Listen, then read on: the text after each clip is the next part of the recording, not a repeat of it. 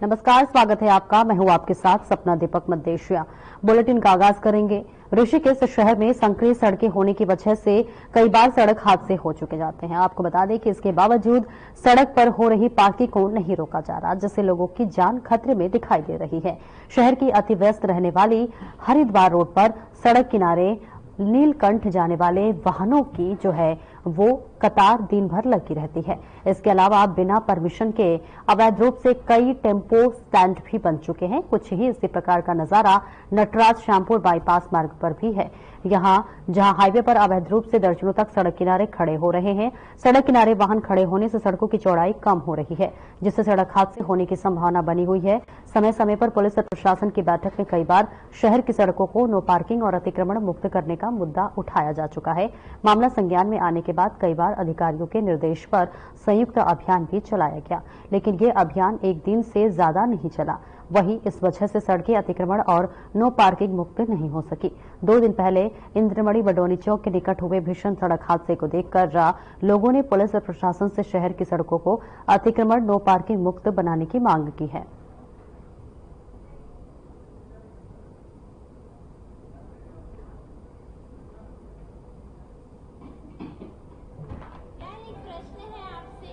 वैसे तो बालाजी की आराधना हर कोई कर सकता है, पर हम भी तस्वीरें आपको दिखा रहे हैं, जहां पर आप देख सकते हैं कि किस तरह से जो है पार्किंग को लेकर भी बात की जा रही है।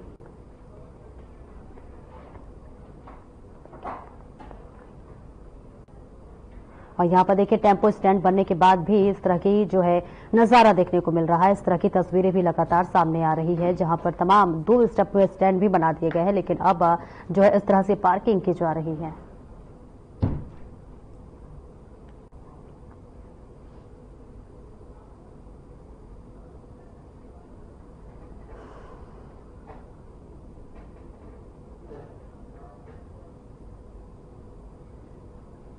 खबर देहरादून से है, जहां पर केंद्रीय गृह एवं सहकारिता मंत्री अमित शाह के देवभूमि उत्तराखंड आगमन पर मुख्यमंत्री पुष्कर सिंह धामी ने जौली ग्रांट एयरपोर्ट पर उनका स्वागत किया। कैबिनेट मंत्री आपको बताते चले कि ये प्रेमचंद्र अग्रवाल, गणेश जोशी, डॉक्टर धन सिंह रावत और अन्य गणमान्य लोगों ने भी केंद्रीय गृह एवं सहकारिता मंत्री अमित शाह का स्वागत किया।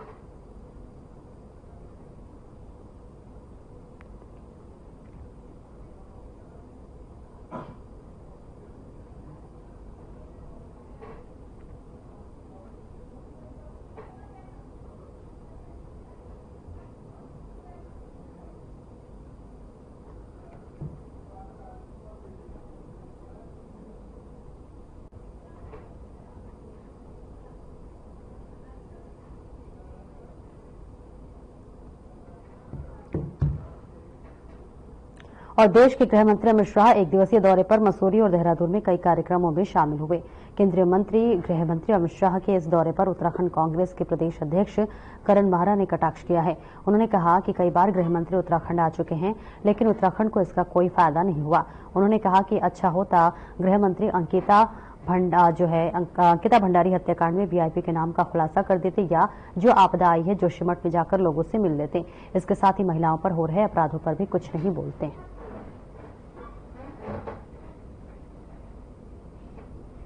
देखिए कई बार आ चुके हैं, लाभ देखने को तो कुछ नहीं मिला।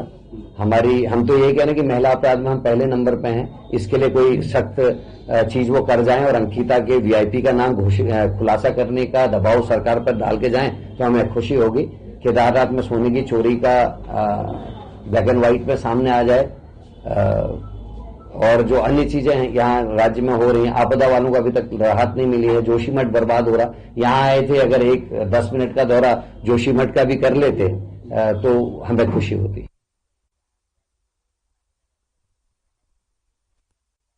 विकासनगर में अतिक्रमण की कार्रवाई नगरपालिका ने की, जिसमें फुटपाथ पर कब्जा करने वाले कब्जाधारियों के खिलाफ चालान की कार्रवाई की गई। वहीं आपको बताते चले कि समय समय पर नगरपालिका ये कार्रवाई करती रहती है, लेकिन फल सब्जी की रेहड़ी लगाने वाले और दुकानदार अपनी दुकानों के आगे अवैध तरीके से अतिक्रमण कर लेते हैं, जिससे कि पैदल चलने वाले लोगों को भारी दिक्कतों का सामना करना पड़ता है। वहीं लगभग आपको बताते चले कि 7 लोगों के विरुद्ध चालान की कार्रवाई की गई है और नगरपालिका के कर्मचारी मोहित पाठक ने बताया कि आगे भी इस तरह की कार्रवाई की जाती रहेगी।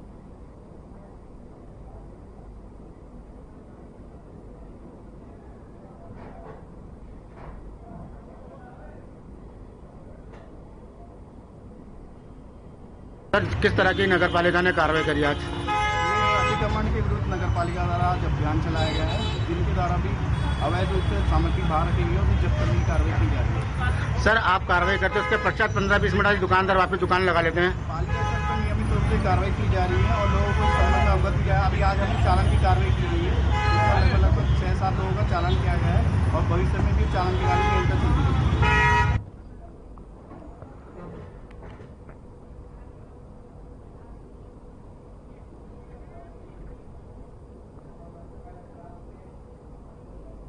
उत्तराखंड के सीएम पुष्कर सिंह धामी ने उत्तर प्रदेश में आयोजित तृतीय कुंभ कॉन्क्लेव के समापन समारोह को वर्चुअल संबोधित किया।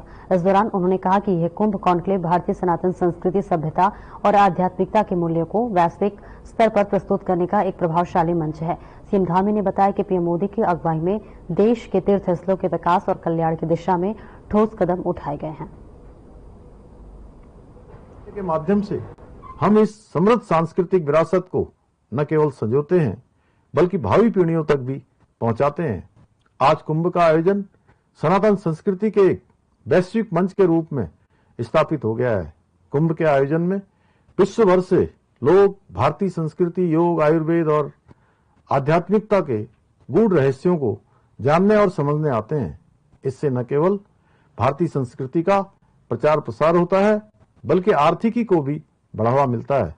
भाइयों बहनों, आज देश में आदरणीय प्रधानमंत्री श्री नरेंद्र मोदी जी के नेतृत्व में विकास भी और विरासत भी के मूल मंत्र के साथ एक नया इकोसिस्टम भी विकसित किया जा रहा है।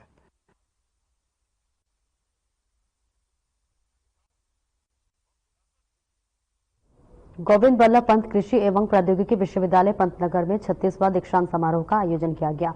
दीक्षांत समारोह में सीडीएस, राज्यपाल, केंद्रीय मंत्री, उत्तराखंड कैबिनेट मंत्री सहित विश्वविद्यालय के डायरेक्टर मौजूद रहे।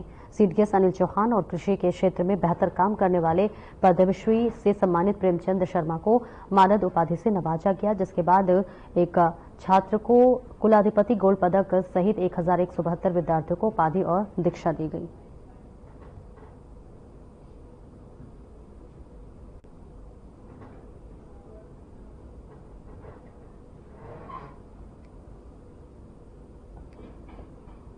का दिन था कि आज GB Pant university of agriculture technology के 36वें कॉन्वोकेशन सेरेमनी को रूप दिया गया। आज के दिन में 1172 छात्रों को डिग्री प्रदान की गई और 81 को मेडल से नवाजा गया। लेकिन बहुत खुशी की बात थी कि हमारी बेटियां एक बार फिर एक जीत हासिल की। उन्होंने 61% जो हमारे मेडल विनर्स थे उसमें हमारी बेटियां।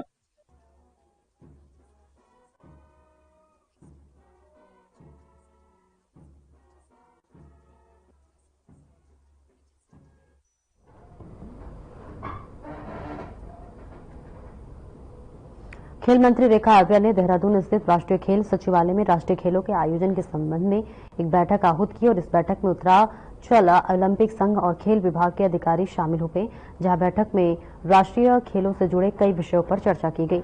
मंत्री रेखा आर्या ने कहा कि कुछ खेल फेडरेशनों की तरफ से ऐसी मांग सामने आई है। साथ ही चीन में आयोजित हो रहे विंटर एशियान गेम्स भी एक पक्ष में है, जिसमें कई खिलाड़ी हिस्सा ले रहे हैं और ऐसे में अब मुख्यमंत्री पुष्कर सिंह धामी ने इस विषय पर चर्चा की जाएगी और इसके उपरांत स्थिति स्पष्ट हो जाएगी।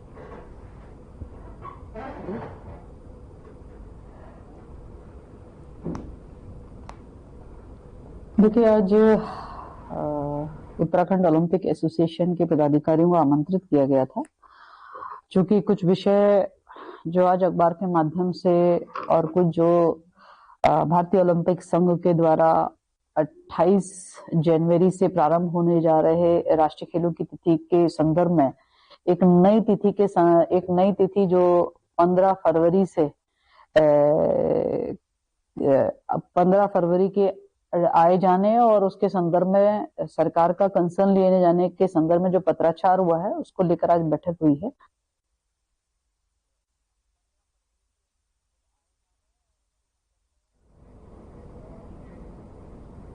उत्तराखंड कांग्रेस के सीनियर नेता और पूर्व वन मंत्री हरक सिंह रावत अपने बयानों के चलते आए दिन सुर्खियों में बने रहते हैं। आपको बता दें कि वन विभाग के घोटाले के केस में पाखरो रेंज में टाइगर सफारी निर्माण में ईडी जांच कर रही है, लेकिन अब हरक सिंह रावत ने केंद्रीय जांच एजेंसी ईडी को आड़े हाथों लिया है। आपको बता दें कि उन्होंने ईडी को खुलेआम चैलेंज दिया है कि अगर उनमें दम है तो वे उन्हें गिरफ्तार करें। हरक सिंह रावत ने कहा कि वे पोखरो टाइगर सफारी को युवा बेरोजगारों की भलाई के लिए बना रहे थे।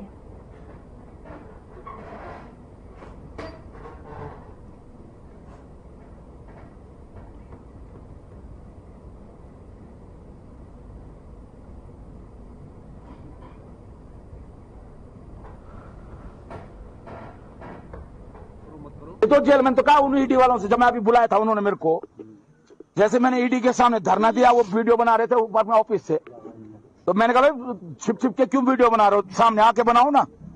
जब उन्होंने तुरंत उसके बाद, मुझे मालूम था जिस दिन मैंने ईडी के घेराव में दाड़ा में वहां, तो मुझे पता था आप सम्मान आने वाला मुझको। तो कह रहे साहब हम तो सोच रहे थे कि आप नहीं आओगे। मैं क्यों नहीं आऊंगा, कह रहे हम जेल भेजेंगे। मैंने कहा मैं तो तैयारी के साथ आया हूं, जेल भेजोगे, कोई नेता कोई चोरी चक्कर डाल के थोड़ी जेल जाएंगे। मैंने कहा भाई एक अच्छे काम के लिए जाएंगे, गढ़वाल के हित के लिए, उत्तराखंड के हित के लिए, नौजवान को रोजगार देने के लिए हम पाखरो टाइगर सफारी बना रहे थे।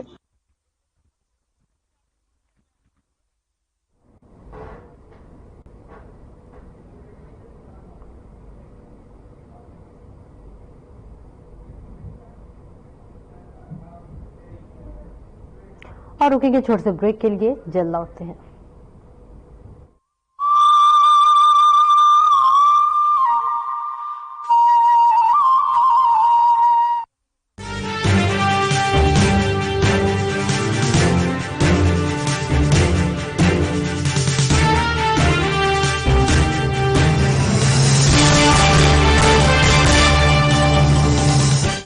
प्रदेश के निवासी जिन खाद्य पदार्थों और दवाइयों का सेवन करते हैं, उनकी गुणवत्ता सुनिश्चित करने की जिम्मेदारी है उत्तराखंड सरकार के food safety and drug administration के मजबूत कंधों पर।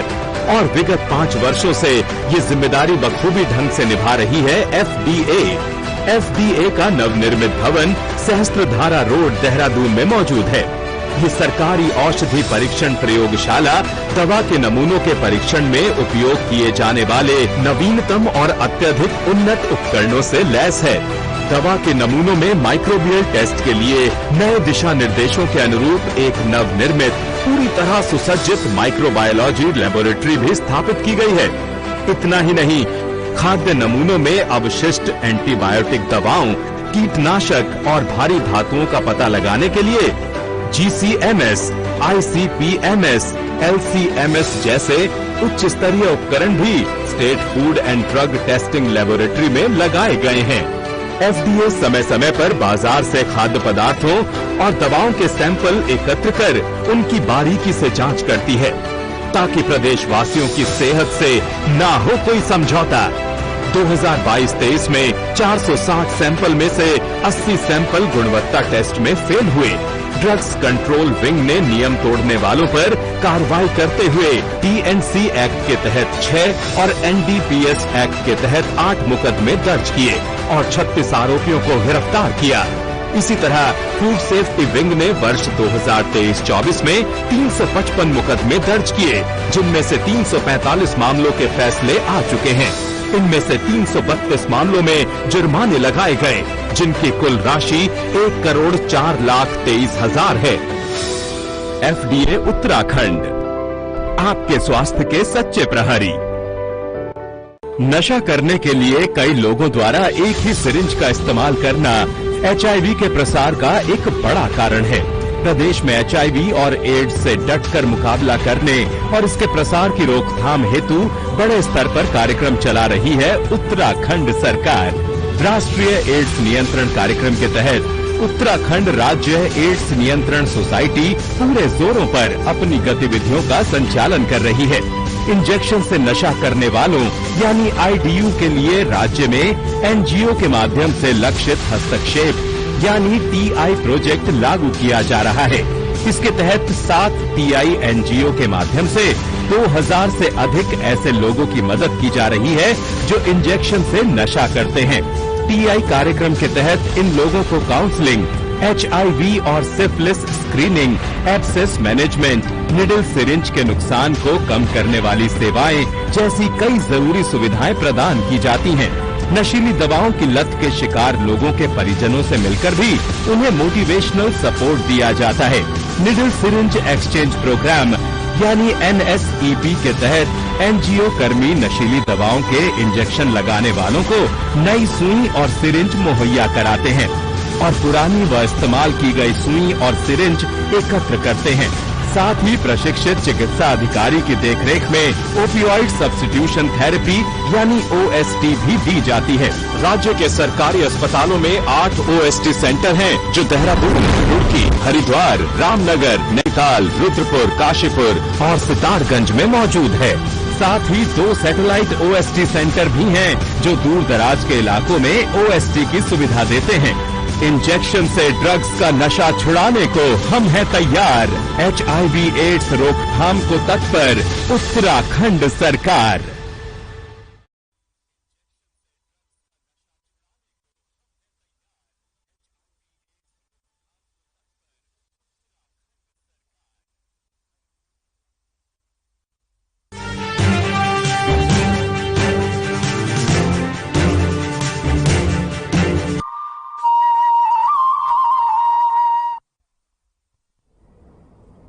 अब ब्रेक के बाद एक बार फिर से स्वागत है आपका। बढ़ते हैं खबरों की ओर। देश के विभिन्न राज्यों में आपदा के जोखिम को घटाने के लिए केंद्र सरकार ने अहम फैसला लिया है। आपको बता दें कि केंद्र सरकार की ओर से आपदा के जोखिम को घटाने और क्षमता निर्माण परियोजनाओं के लिए धनराशि आवंटित किए जाते हैं और इसी के साथ साथ जिसके तहत 15 राज्यों को कुल 1000 करोड़ रुपए की राशि दी गई है, जहां उत्तराखंड के लिए 139 करोड़ रुपए की धनराशि मंजूर कर दी है। जानकारी के अनुसार केंद्र सरकार ने एक उच्च स्तरीय समिति बनाई थी जिसकी अध्यक्षता केंद्रीय गृह मंत्री अमित शाह कर रहे थे। इस समिति ने राज्यों की जरूरतों के आधार पर धन आवंटन का निर्णय लिया। इससे राज्यों को आपदाओं से निपटने के साथ आपदा से जुड़ी समस्याओं को कम करने में मदद मिलेगी। वहीं बीजेपी ने इस फैसले का स्वागत किया है।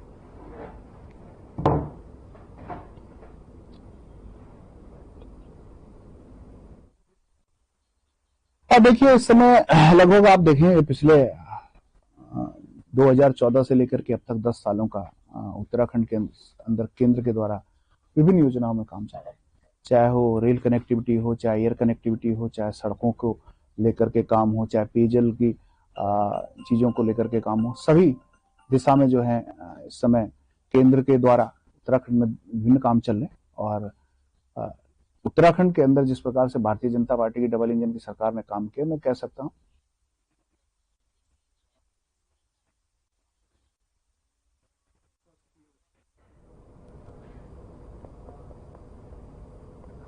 लक्सर में शिव चौक पर एसपी देहात, एसडीएम लक्सर, पुलिस क्षेत्र अधिकारी लक्सर, ARTO रुड़की के द्वारा संयुक्त रूप से ओवरलोड वाहनों के खिलाफ कार्रवाई करते हुए रिफ्लेक्टर भी लगाए गए हैं। एसपी देहात स्वप्न किशोर सिंह ने बताया कि एसडीएम CO एवं ARTO रुड़की कोतवाली प्रभारी के साथ मिलकर सर्दी के मौसम में संयुक्त अभियान चलाया जा रहा है, क्योंकि सर्दी के मौसम में धुंध आ जाती है।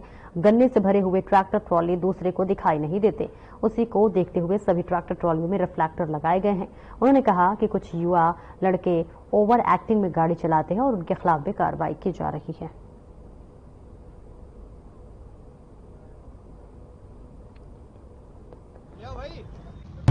चलाया था जिसमें पुलिस भी है और ARTO साहब भी है, क्योंकि रोज हमको शिकायत भी मिल रही थी कि गन्ने के जो ओवरलोड चल रहे हैं और पीछे अभी यहाँ पे घटना भी हुई थी, तो उसके दृष्टिगत भी हमने संयुक्त अभियान यहाँ चलाया है।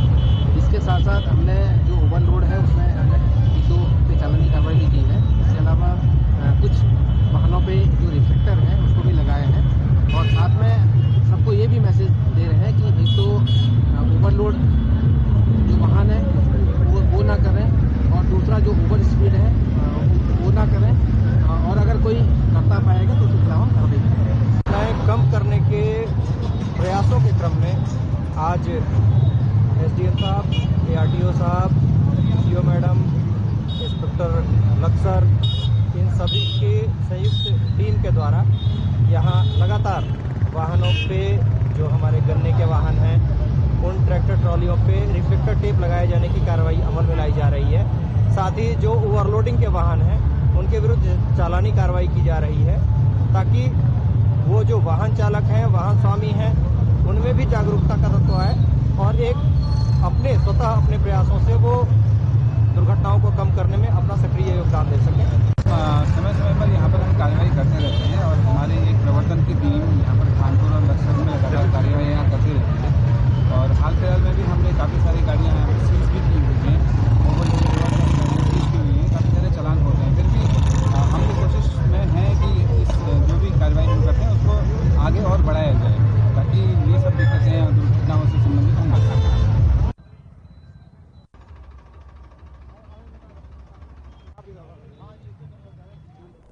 हल्द्वानी में परिवहन विभाग ने 19 टीम में बनाकर शहर में ताबड़तोड़ छापेमारी की। इस दौरान दर्जनों गाड़ियों को आरटीओ कार्यालय लाकर उनके खिलाफ कार्रवाई की गई, लेकिन परिवहन विभाग की यह कार्रवाई लोगों के लिए मुसीबत बन गई। वाहन चालकों और लोगों ने परिवहन विभाग के खिलाफ कई प्रकार के आरोप लगाए। वहीं आरटीओ संदीप सैनी ने कहा कि परिवहन नियमों की और अनावश्यक पार्किंग के खिलाफ 19 टीमें अलग अलग इलाकों में भेजी गई है, जिसमें 50 से अधिक वाहनों की उल्लंघन करते हुए पाया गया, जिनके खिलाफ कार्रवाई की जा रही है।